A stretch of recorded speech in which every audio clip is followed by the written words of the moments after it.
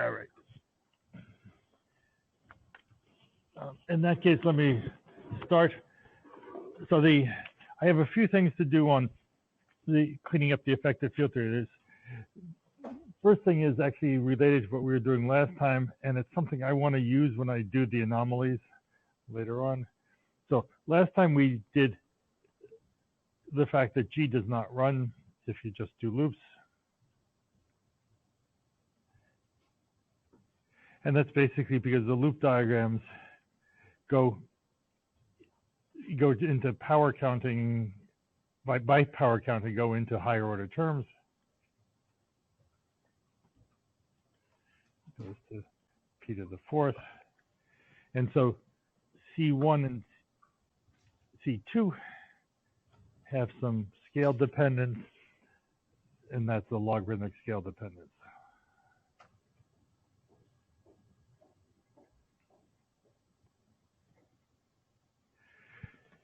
Okay, so they do run.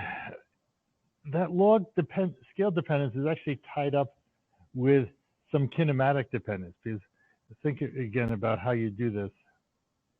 You do that, you get 1 over epsilon plus log 4 pi and gamma plus log q squared over mu squared.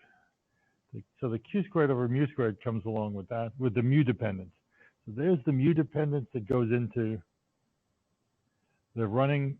There's also log q squared dependence. And so the question is, how do you represent that kinematic behavior? So here's then a recall.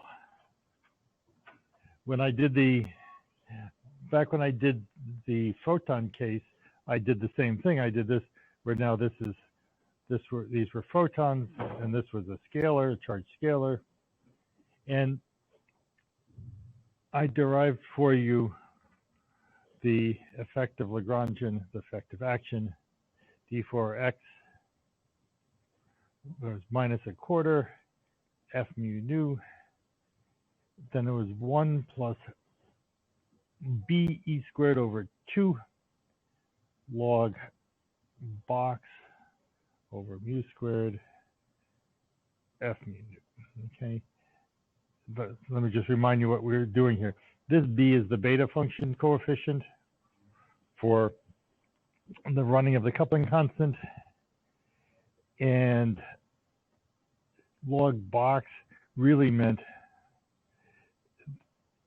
a non-local thing. So x log box, y is the integral d for k or q, 2 pi to the fourth, e to the minus I q dot x minus y log q squared mu squared. So in fact, this is log box over mu squared. Okay, so this shorthand notation actually is for something that depends on 2 points, f at x, f at y. This Fourier transform in between, which you could call x L of x minus y. It's some function. Okay. So the question is then, how do you do this in gravity? Well, it's pretty much the same procedure. You can have curvatures with log box in between it that account for this log q squared. So if I've got log q squared in the vacuum polarization, I can do the same here. So now, so for gravity,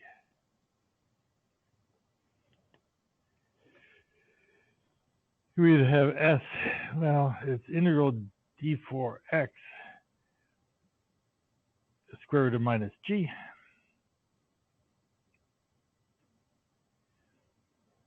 Now you'd have C1 r squared plus C2 r mu nu like we had before. But now we actually can have some new pieces, these log q squared pieces. So there's d1 r log box over mu squared r plus d2 r mu nu log box over mu squared r mu nu plus, there's actually a third one, r mu nu alpha beta log box over mu squared r mu nu alpha beta. Squeeze it in. There we go. So remember, we could remove the local piece, r mu nu alpha beta times itself, by using this Gauss-Bonnet identity, but that doesn't work when there's a log box in between them. Okay, so that's a general form. And in fact, we can calculate d1, d2, d3 using the heat kernel. d1, d2, d3 using A2, the heat kernel coefficient A2. Okay, and again, it's basically that A2 has the 1 over epsilon pieces and the log q squared pieces come along tied to the exact same coefficient. Okay, so A2, for example, scalar field, A2 is 1 over 16 pi squared, 1 over epsilon, 1 over 180. Then it's r mu nu alpha beta, r mu nu alpha beta,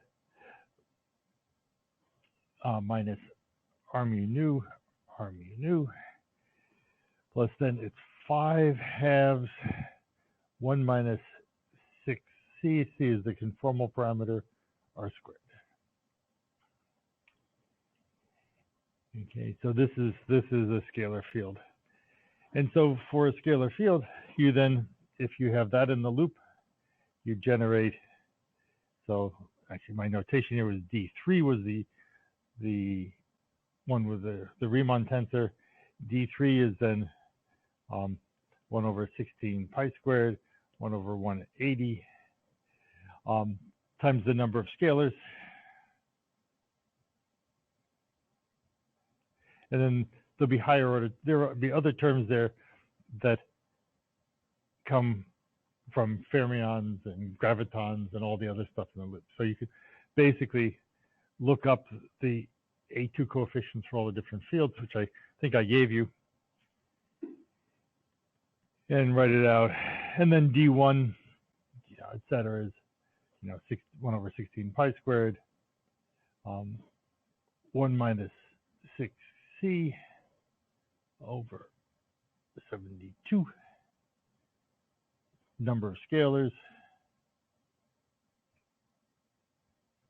plus dot, dot, dot. So in fact, the effective action has this more general form that we know about. In fact, there's a trick here. Here's, I don't know, you can absorb C1 and C2 if you want, and make this thing completely independent of the scale mu. Here's what you do. You do C1 of mu. You write it as D1 log mu squared over lambda 1 squared. Okay, for some lambda 1.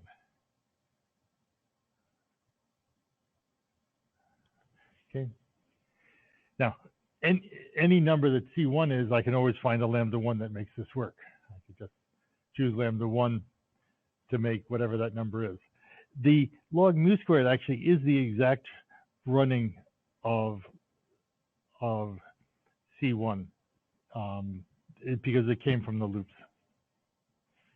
Okay, so if you do that, then the action is actually integral d4 x squared or minus g. The full action is d1 r log box over lambda 1 squared r plus the rest of the terms that go like that. Okay, so we've actually absorbed these coefficients into the argument of the box, and this is now independent of scale.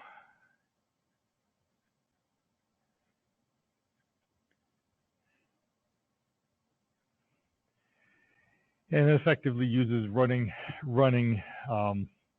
coefficients there. Okay, so it's sort of a cute procedure. There's one slight subtlety in that there's there's C1 and C2, and there's 3 Ds. There's actually one linear combination that's then scale independent because of the Gauss-Bonnet.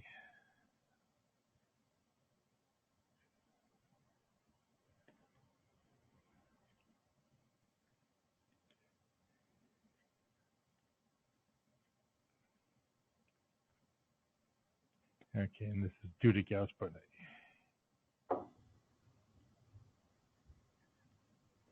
Okay,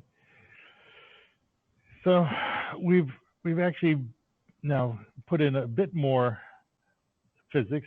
Physics of the loop diagram has now been contained in this effective non-local things.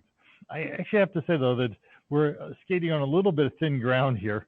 The covariant log box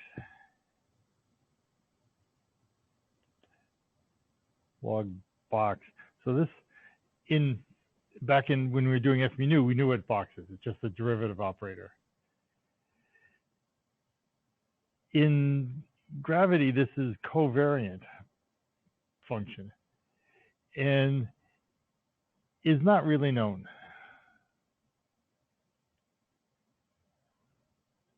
In closed form. So in other words, if I have x log box y, I don't know that. In lowest order, it's a Fourier transform. I can calculate the first order correction to it in a Taylor expansion, but nobody seems to know what that is. I mean, you can write it in terms of propagators by the following trick. If you have log box over mu squared, you can write that as dm squared 1 over box plus m squared minus 1 over mu squared plus m squared. The last piece is just a constant. This guy now is a propagator, but we don't know propagators in closed form in curved space either. And so actually this runs from 0 up to infinity, and the 0 is the worst part of the end of it. At the high end, we could do a Taylor expansion, but at the low end, you can't. So this is an area of research.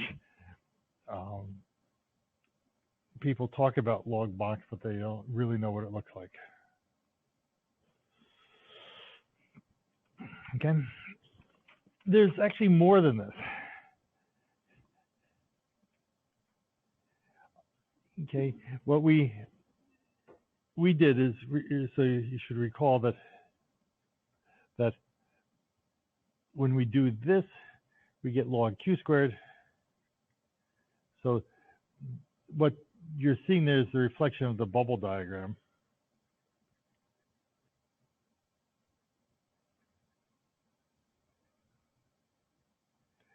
But there are also other diagrams. There's triangles and boxes. And these guys are more infrared divergent.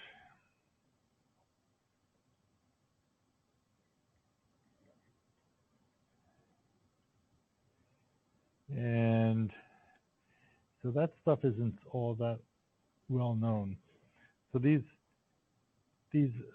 is some work that's been done. There's been work. Here's the authors: Barvinsky and Vilkovisky, K-O-Visky,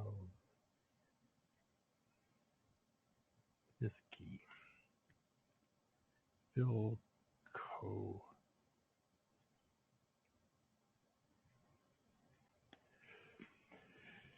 If you put them into Spire, you're going to get 30 years of work on these non-local stuff. So it's an extensive program from the 80s.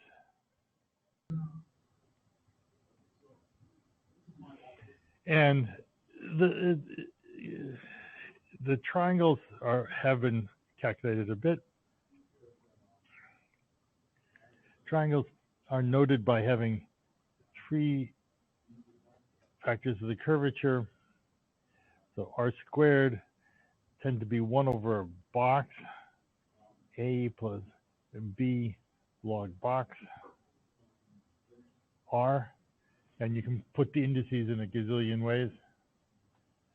Now you might think that this is suppressed because it's r cubed as opposed to the other guys being r squared, but there is this 1 over a box guy there, and I don't know that that's necessarily a small expansion.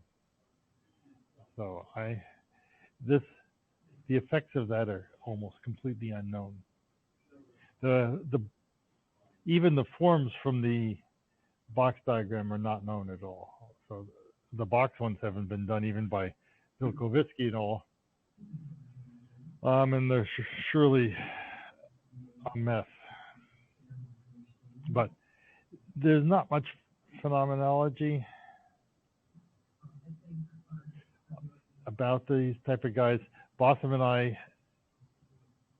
Bossum El-Manoufi, and they did some, so basically it did something about singularity avoidance.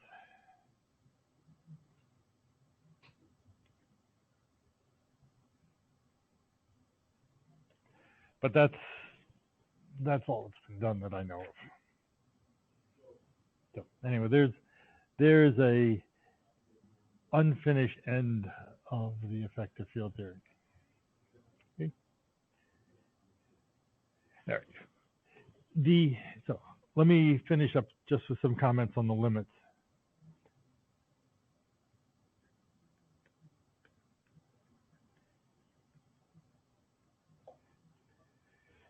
Okay, effective field theories are lovely in that they tell you their own limits. The high energy limits, at least,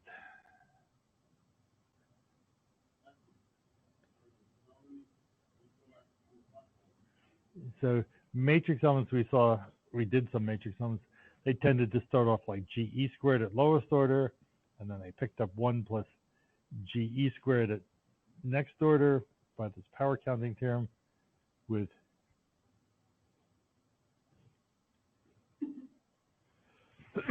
terms that look like that.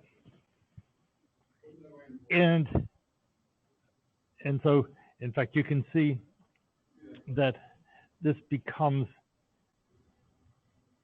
strongly coupled if we get up to high enough energy.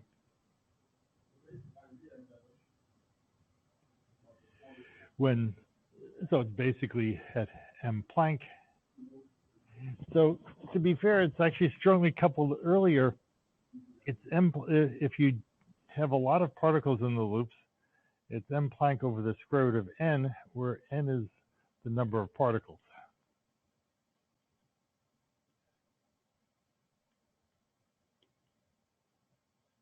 And I could just, for example, put here an n in front of the log, because certainly the logs count all particles more or less the same, and some effects build up. In the standard model, n for the standard model, if I just do the counting by the coefficient of the log, is about the equivalent of 120 scalars. Okay, so how do you count that? You know, the fermions come with two spins, and they come particles, antiparticles, and they come in three flavors, and they come in three colors. I mean, they come in six flavors and three colors, and blah blah. You start adding up all those, the eight gluons. If you do Suzy, you get about twice that, of course. That's about two. It's actually a little less than twice that. If somebody did the counting, it's about 220. And that's partially because you're replacing scalars with, I mean, there's more fermions, and so there's a lot of scalars that go along with those a few less degrees of freedom. The QCD experience.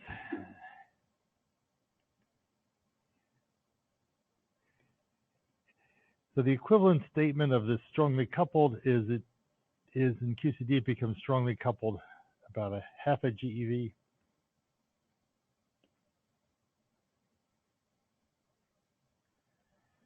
Around 1/2 of a GeV.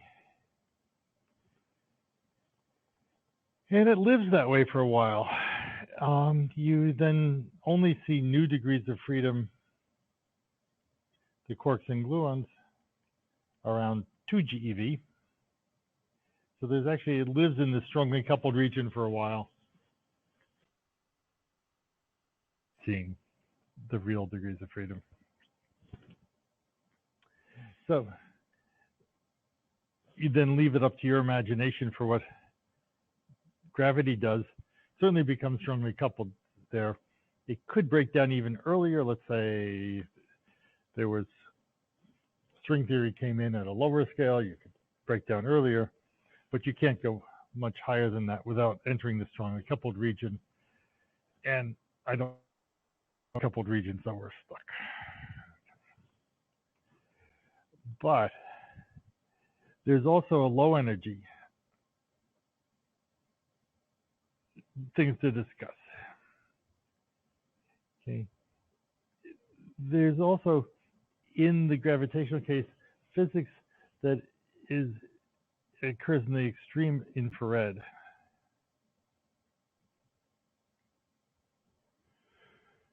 That we don't know how to deal with. And part of it has to do with the fact that there are singularities in horizons.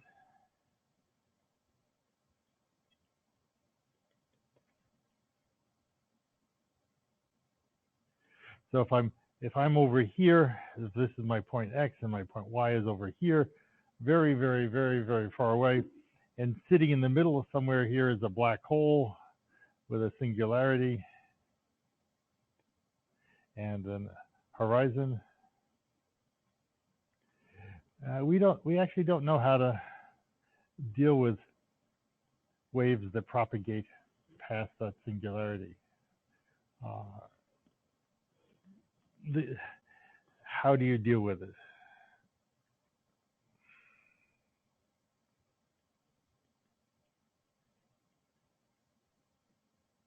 It's not clear that it's a breakdown of the effective field theory. It could be, actually. It could be a breakdown of the effective field theory. But it's not clear. We just don't know how to treat it. We certainly don't know how to treat it.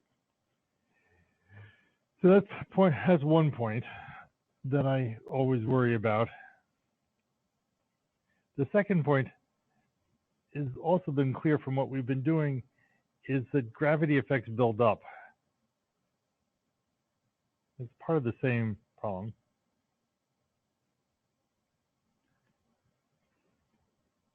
And there then ends up being infrared limits on calculation.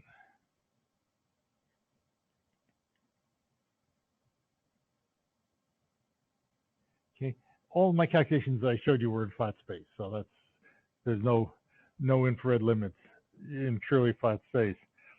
But if I'm in a more general curve space, there's always some place where it goes bad. So if you go back, remember I did these Riemann normal coordinates.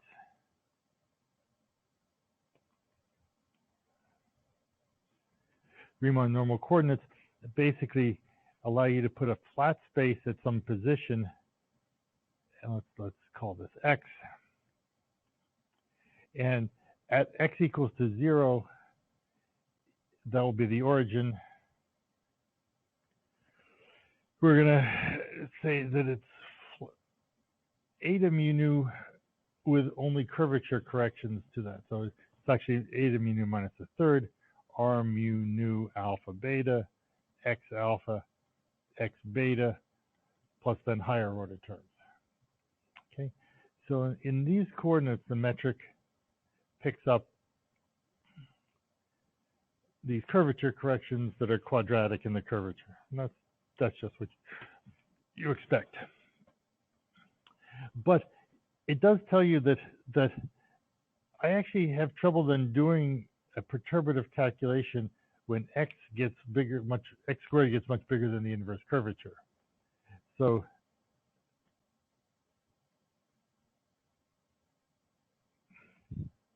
x squared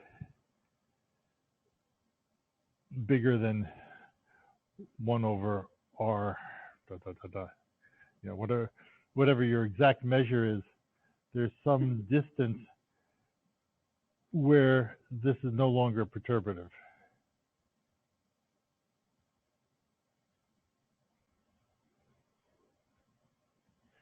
And so this actually, you know, prevents things from being calculable over very long distances. It's not something I know in any other effective field theory. However, I mean, this also, it's not necessarily a fundamental objection. Maybe there's some sequence of effective field theories. In other words, you treat effective field theory around this point for a while, then you move off, treat a next effective field theory around Taylor expanded around another point, etc. But that's another open-ended piece that we don't know how to do. So it's in some ways a clash of coordinates. The coordinates over here don't work that well far away. Okay. So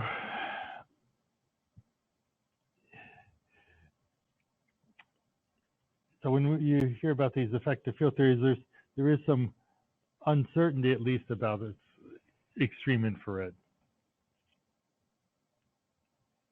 Okay. With that, I'm going to finish the effective field theory stuff. So, is there any questions that one wants to ask? Yeah. Well, so what it means is that even though your curvatures are small locally, you can get big effects through the cumulative effects of a lot of curvature. I mean, another place where you see this is, you know, in the Schwarzschild metric. The Schwarzschild metric, your curvatures can be small. They're certainly small very far away from it. And as you get close, they can actually stay small all the way up to the horizon. But you've ended up with this factor 1 minus 2 GM over R in the metric. And that has built up something that when you get to the Schwarzschild radius, that metric coefficient blows up. The curvature doesn't blow up there. The curvature is still small. But the coordinates have blown up. And that's sort of what I'm seeing up here is I have a small curvature, but I go far enough, I lose the ability to treat this as a small correction. And this is another example of something that you can't treat as a small correction. Even though the curvature is actually very small, it can be very small there. GM over R at a horizon can actually be I mean, the curvature at that place can be a very small number. It's a problem with coordinates. That's right.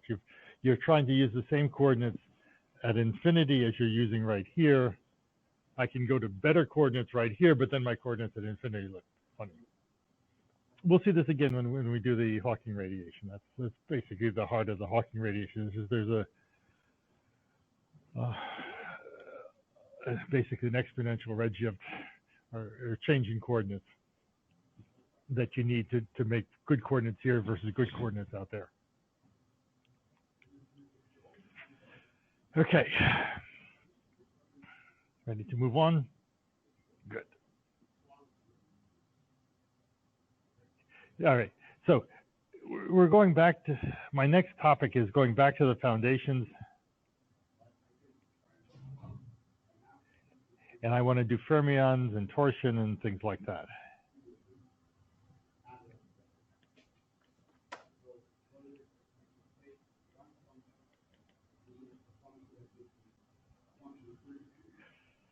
Okay. So let me just give you first a guide where we're going to do. The very first thing we're going to do is incorporate fermions. The fermions exist. They couple to gravity. You need a little extra formalism to do that. I didn't want to do it at the start just because it brings in issues that I didn't want to treat then. So first thing I do is fermions. You'll see when you do this, it looks more like a gauge theory.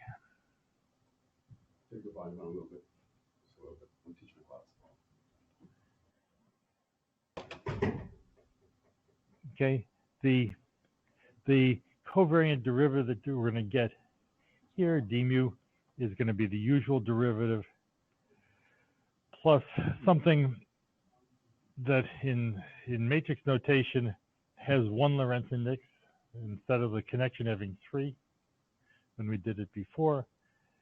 But that's because 2 of them had been converted into Minkowski style indices, which is, so this is d mu plus a b mu. I want to I over 4 and sigma AB, where sigma AB will be the Dirac sigma mu nu matrices. These AB indices in this section are all going to be flat indices. You use A to AB to raise them and lower them. Mu is going to be a space-time index.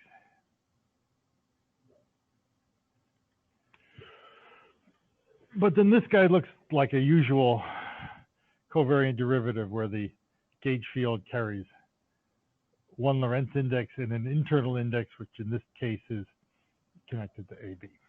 Okay, so that looks good.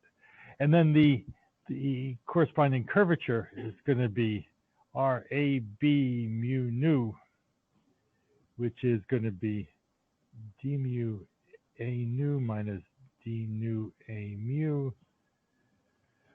plus a minus a, and now I have to put the indices on. So this is AB, the first ones. And then mu nu mu a c b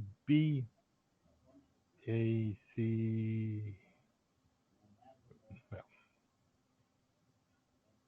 c b. Okay, these guys, the C's are raised and lowered. The etas.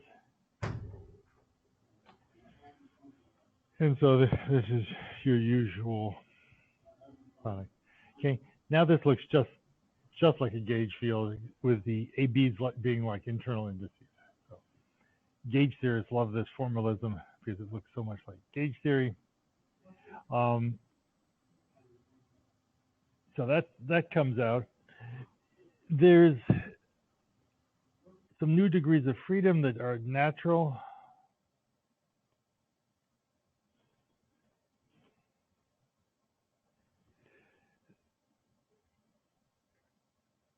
Okay, we have to be careful about what exactly I say about them, but because they can be removed, but they come much more naturally here. This is torsion, and so T lambda mu nu is gamma lambda mu nu minus gamma lambda nu mu, the antisymmetric part. An antisymmetric piece that could be in a connection. And there's new structures then. There's terms that involve torsion squared. And there's also a new piece which I had known about for many years. So let me tell you about it. It's e for x square root minus g. Let's pull out the minus 2 over kappa squared. And so in addition to the curvature, you can have the parity violating curvature, or dual, with a new parameter, 1 over gamma. So this is basically our dual. I'll define it better later. It's parity violating.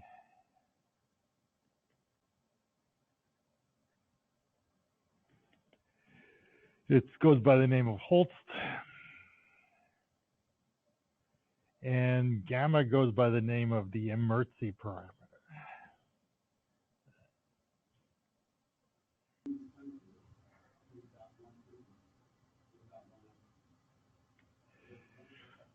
Okay, so that's where we're headed. I want to explain all those things.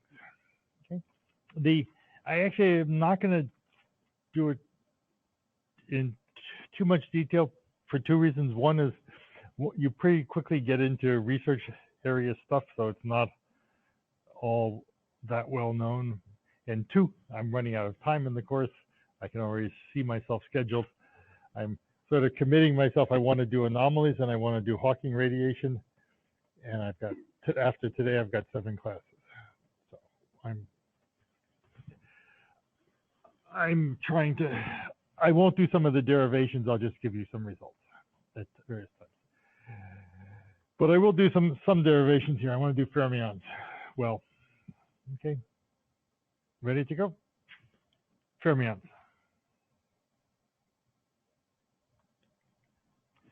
Okay, to do fermions, I have to remind you how you do Lorentz transformations.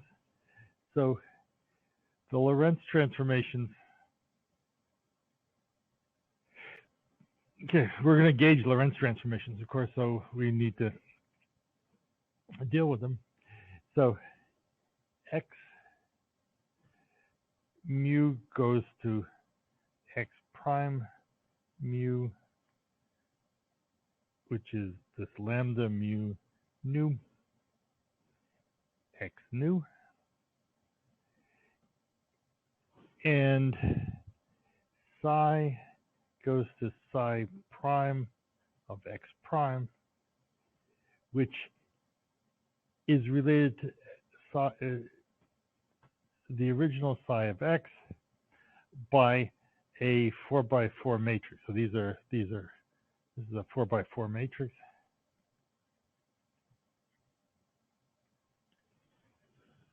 Okay. And the goal is to choose that 4x4 matrix so the Dirac equation is invariant. Okay. And so here's how it goes. The invariance that we want is, we want L goes to L prime of x prime, which is psi bar prime of x prime I gamma mu d mu prime minus m psi of x prime, and we want to have that guy be equal to L of x, everything unprimed. So I start off with everything primed. I want it to end up with everything unprimed. Okay, so when I plug that in, I end up with equals.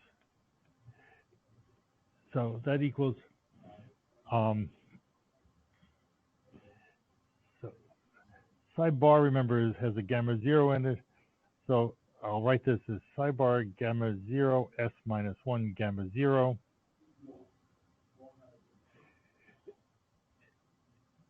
And then I have I gamma mu d mu prime minus m s psi. Okay, this part right here is your usual Lorentz transformation. This is lambda mu nu d nu, where this is the Lorentz transformation matrix.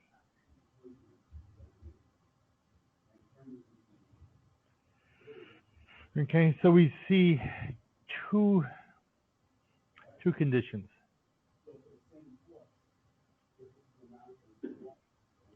Okay, the condition number one is that for the m term,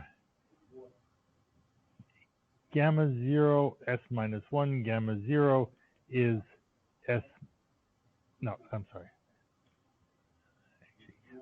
I actually made a mistake up here. This isn't s minus 1 yet, it's s dagger at this stage. I just Hermitian conjugated it. So this is actually s dagger, but I need that to be s minus 1 to cancel this off. So for the m term, I need that. And for the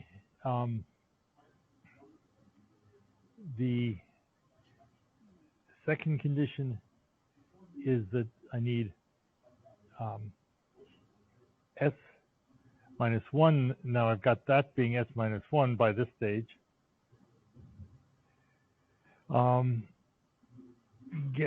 Gamma mu lambda mu nu s, that had better equal gamma nu. Okay, if this combination is gamma nu, then I get gamma nu d nu. I get the del slash. Okay. Okay, I won't go through the whole construction of it, but here's basically how you go. You take infinitesimal lambda mu nu is delta mu nu plus some omega mu nu, and omega mu nu is if I lower them both, let's lower them both, is antisymmetric. Okay, that's the Lorentz transformation that we did before. That actually just follows from the fact that the lambdas multiplied together we have a delta functions, Kronecker deltas. And then you'd then have to write s in terms of this is 1 minus something with omega mu nu. And if we just call it I over 4 sigma mu nu, at the moment I don't know what sigma mu nu is, but then I solve for it. If you solve for it using these two conditions, the gamma matrices satisfy those properties, and you get it equal to sigma mu nu is I over 2 gamma mu gamma nu.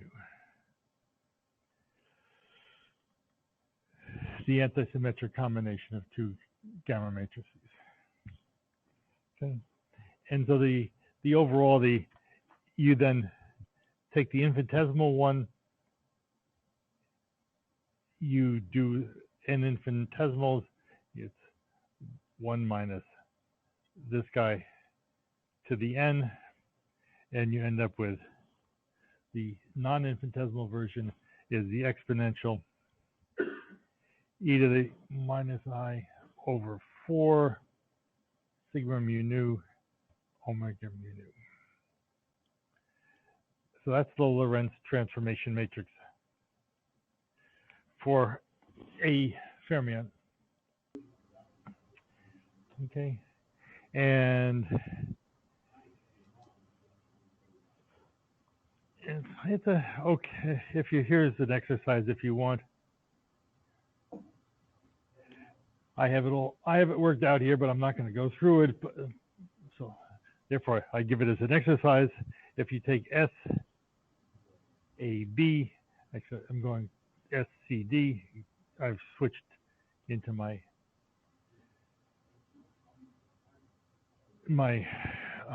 new notation soon. That's eta BC S A D minus eta B D S A C. I'm sorry. Sorry, I'm jumping ahead in my notation. Here, S A B is minus I over 2 sigma A B. And I've changed notation on you. AB is now my Lorentz indices, but I'm going to want that in a second anyhow. Then there's two more terms, eta AC SBD minus plus eta AD SBC. That result turns out to be the algebra of the Lorentz group. This is the algebra of SO13, which is the Lorentz group. And in fact, there's a more general. We can actually cast some of the things that we did before in this notation also. So here's a more general Lorentz transformations. If I take a Lorentz transformation and I write it as e to the I want minus 2 omega AB JAB.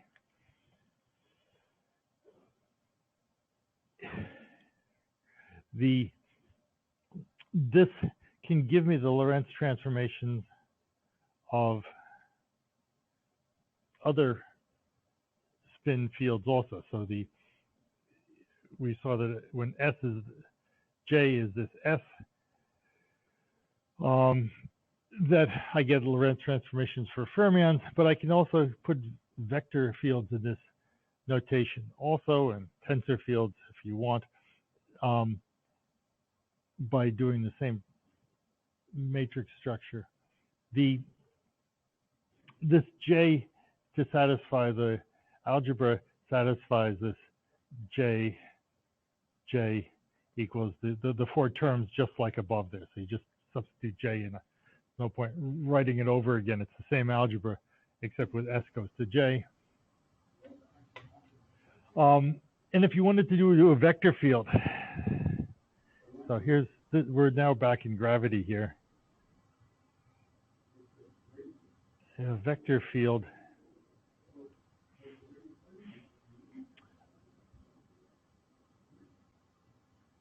Actually, let me not go back into gravity. I can do it. I haven't done that. If I want the lambda AB lambda mu nu transformation to be represented by this U transformation, so we had lambda mu nu is equal to delta mu nu plus omega mu nu, and I'm writing it here as this U transformation, which would be delta mu nu minus I over 2 omega AB JAB. Actually, so let's make this 1 with mu's and nu's outside. This then tells me that JAB mu nu is something that looks like minus I eta I a mu delta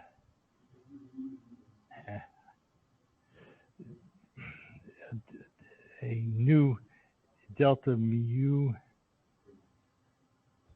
b minus eta b nu delta mu a. All right, that's an aside, but you can do other spins besides this, besides the fermion, with the same formalism. I have the covariant derivatives written out, but let's not do that given the time. Okay. So our goal now is to gauge this Lorentz transformation.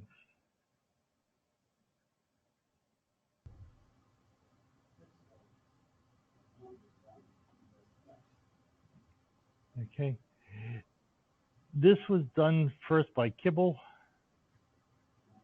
and I put his paper on the web page. If you want to see his paper, it's actually not that terrible to read. It reads pretty well, especially once you've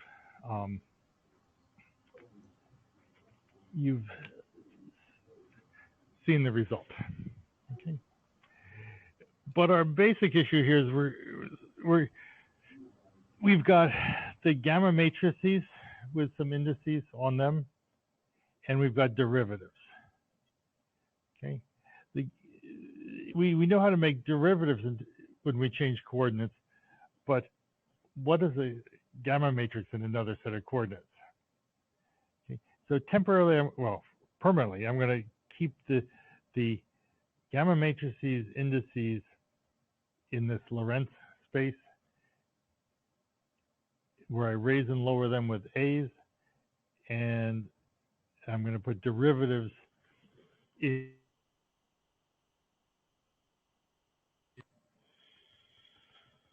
Okay. Then we're going to want to do transformations that change space-time and change the spin matrix. Okay, so it turns out there's two invariances, and Kibble was the first to notice this, as far as I know.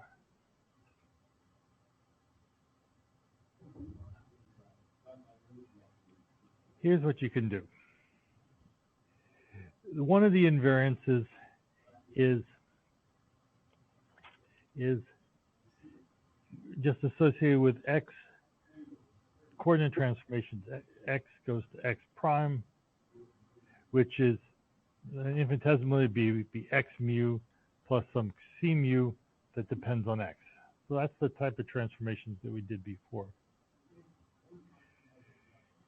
We know how to do those transformations with other fields. We let the lambda matrix becomes lambda mu nu of x, and we then put g mu nu's in, g mu nu's of x, and we had these guys transformed to soak up the coordinate transformations. Okay, here for this guy we're going to take psi of x, turn it into psi prime of x prime, which is just going to be psi of x again. Okay, but the equivalent of this g mu nu piece, we're going to use this tetrad formulation. So TA, let's see, I'm going to start with an upper index and a lower index. The upper one being space-time, and the upper one being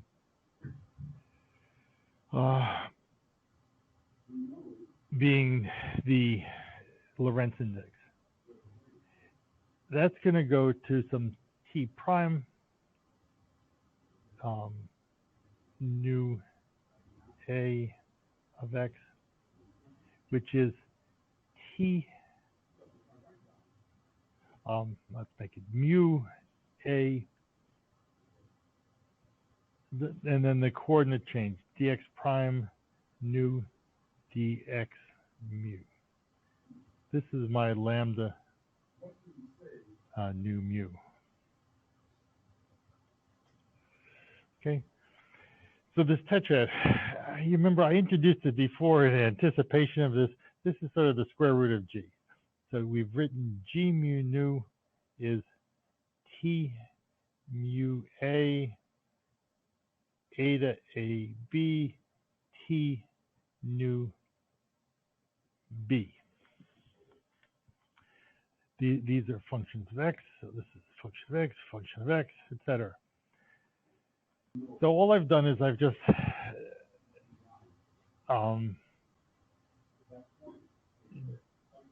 defined g in terms of these two t's, and I can do so because I can always change coordinates to flat coordinates locally. Okay, so that's where it originally came from. But here it plays another role. Here it's now going to be played where the flat index connects up to the gamma matrix and the non-flat index connects up to the space-time index. Okay, so for this guy, we're going to modify the Lagrangian in the following way. It's going to be psi bar of x. I'll have I t t mu a gamma a d nu minus m psi. Okay, so the Dirac indices go together, and the space-time indices actually should have gone together. So d mu.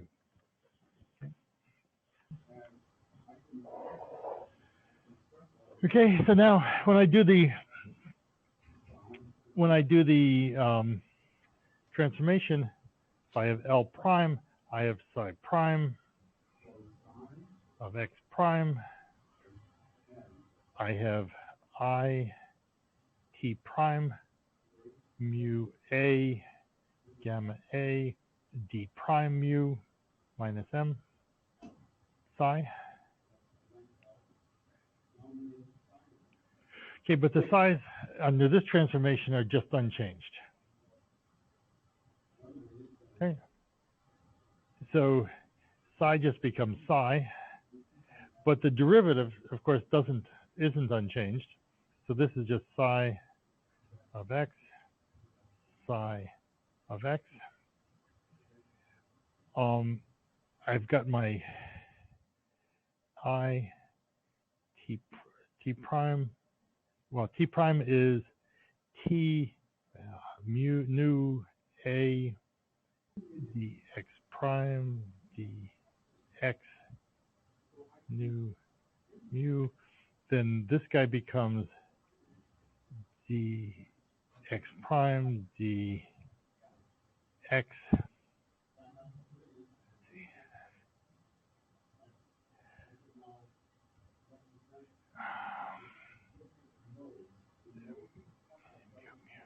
Trying to get my indices right here. Let's make this d alpha now. The alpha is be up there. Nu is down here. All right, so this painfully written out piece here, I've transformed the derivatives, and I've transformed t the way I claimed I was going to do it. This is basically lambda nu mu nu alpha, which becomes a delta mu alpha. The gamma matrix is sitting there doing nothing. Thank you. Yes, that's there. Gamma A. Okay. it's sitting there doing nothing under this transformation. This is just the coordinate part. Okay, and so this turns into psi bar IT. Whatever I've got mu A gamma A d mu minus m. I get back the invariance. Okay, so by using this tetrad, using the square root, since I only have one space-time index here instead of two, I get this particular invariance.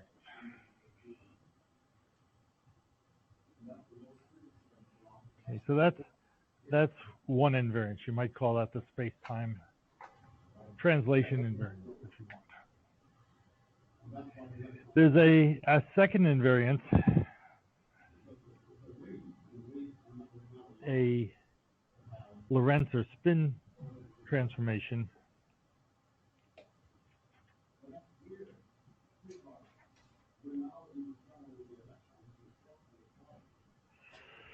Okay, and so here, this one is x prime mu equals x, so I'm not changing the coordinates.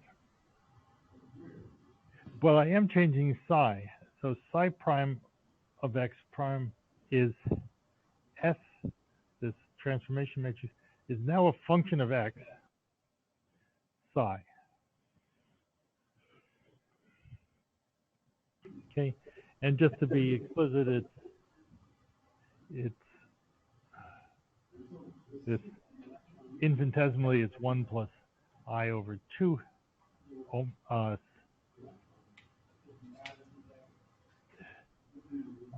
omega AB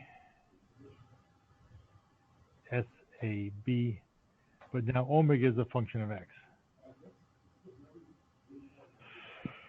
Okay, so in this transformation, we're going to have to also transform the Vierbein, but now it's Lorentz index is going to transform the A index, the flat index.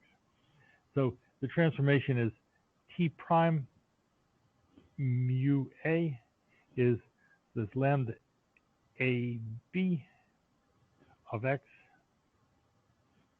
T B mu. So the mu doesn't transform this time. And just to be precise about it, the infinitesimal is the identity T mu A of x plus omega A B T B mu of x. Okay, so this is the lambda matrix that I done before. It's just like a usual Lorentz transformation. So I'm doing just a Lorentz transformation on the spin indices.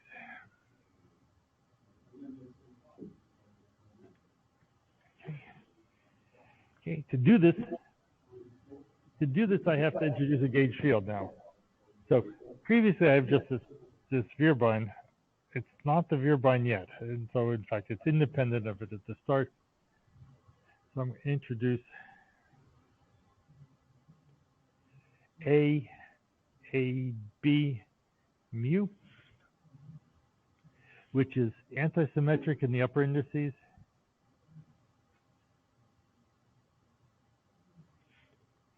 And a covariant derivative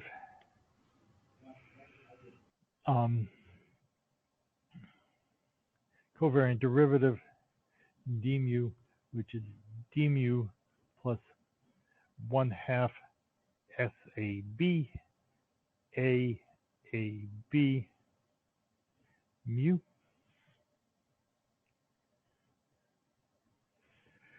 which I'll just write as d mu plus a mu, where this is in matrix notation now. Okay, this SAB is my previous SAB up there. SAB is whatever I had in that, is the minus I over 2 sigma AB.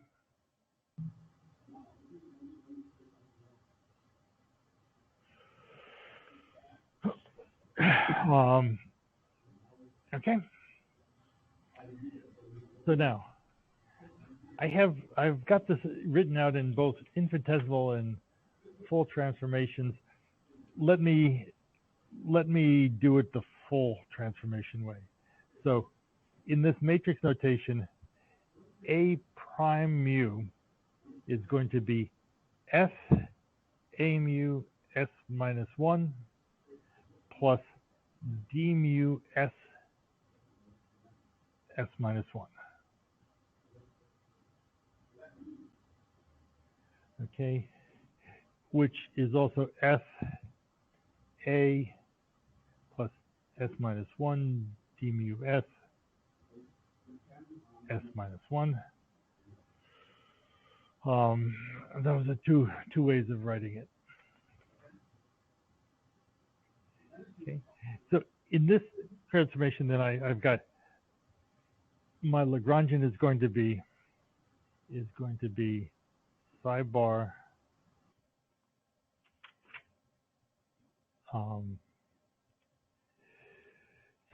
what is it? It's psi bar I T. It's the same thing, but with a covariant derivative. Mu A gamma A D mu, which is now of course a matrix minus M.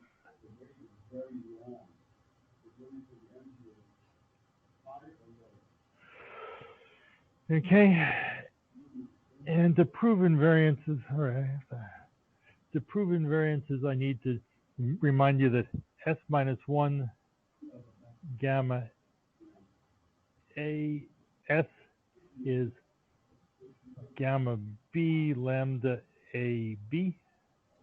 So that was the transformation that I originally wrote out. And then S minus 1 gamma A gamma B is, I need an S there, is equal to gamma C gamma D lambda A C lambda B D. That's just by inserting SS minus 1 between these guys and using the same identity. Then, if with that,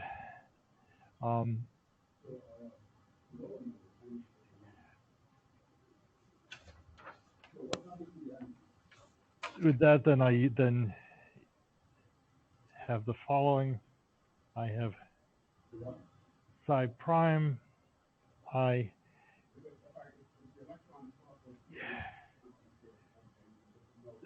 T mu A gamma A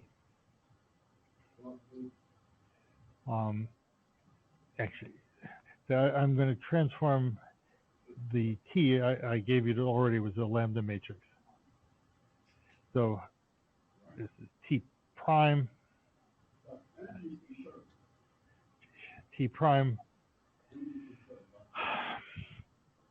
gamma A D mu minus M.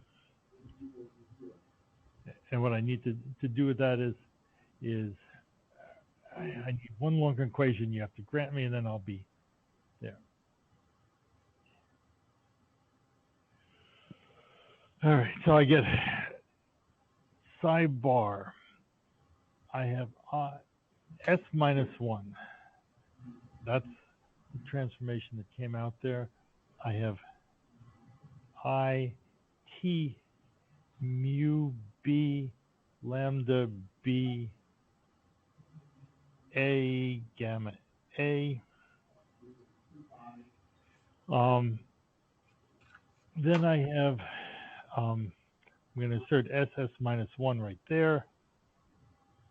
d mu plus s a mu plus s minus 1 d mu s act, and I need an s minus 1 right there, acting on s psi. All right. If I've done this right, this transformation right here gets rid of the lambda matrix here, so this just turns into T mu B gamma B. The S minus 1 A S transformed here makes that invariant. If I've done it right, I'm looking like I'm missing a minus sign, but if I did it right, then the derivative acting on this cancels this guy, so the derivative acting on S should cancel the derivative in the gauge fields there. And I turn back into an invariant psi I T mu B gamma B d mu plus a mu psi. So I get back my invariance. I am looking like I have a minus sign off. It looks like this should be a minus sign. Okay. So let me stop there. But basically, the summary is I have these two separate invariances now. One is a coordinate change, and the other is a Lorentz or spin transformation. And I'm going to piece these together now to make general relativity again. Okay, good. So I have to stop there. Let's stop and come back, and we'll finish that next time, and we'll move on to torsion, because one of the things that happens here is that the symmetry of this spin connection, the A that I just introduced, doesn't necessarily imply the symmetry that the affine connection has. And so it's natural to have an antisymmetric piece. And that's where we go to next. Okay. Okay, guys, bye. Thanks.